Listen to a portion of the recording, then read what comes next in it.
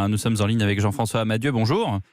Bonjour. Sociologue, spécialiste des relations sociales au travail. On va reparler de ce conflit social, j'allais dire d'une manière générale dans quelques instants. Mais d'abord, il y a beaucoup de Français, Jean-François Amadieu, qui pensent que la loi prévoit un service minimum dans les transports.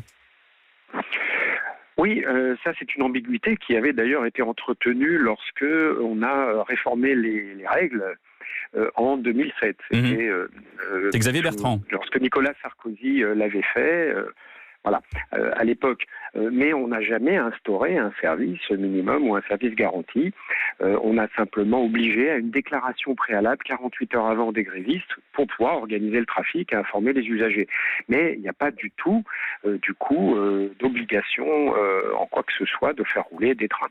Tout ce qui peut se passer, c'est que si les trains ne roulent pas suffisamment, en région parisienne, la région peut demander des pénalités, faire payer la RATP, mais n'obligera pas. C'est ce que va faire Valérie Pécresse d'ailleurs, elle l'a annoncé. C'est ça, mais c'est tout. Ouais. Sauf que Valérie Pécresse réclame une nouvelle loi sur le sujet. Le secrétaire d'État au transport, comme beaucoup d'ailleurs, a eu raison de rappeler que ce n'était pas le sujet et pas d'ailleurs une bonne idée. Jean-François Amadieu, revenons si vous le voulez bien sur l'origine finalement de cette grève massive.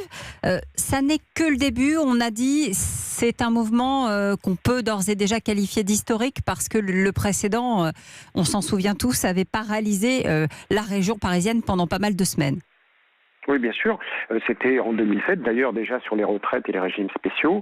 En fait, on sait que sur la question des retraites, que ce soit à la RATP ou à la SNCF, ce sera le cas aussi pour d'autres régimes spéciaux, ce sera un sujet très, très mobilisateur. Donc, ce qui est ennuyeux, là, aujourd'hui, pour l'exécutif, c'est que l'UNSA, plutôt réformiste et qui serait plus ouverte, est clairement dans le mouvement aujourd'hui. Ça veut dire que c'est le premier d'une longue série, clairement, aujourd'hui. Alors, écoutez, certaines organisations syndicales disent on se retrouvera au mois de décembre, ils disent ça aujourd'hui.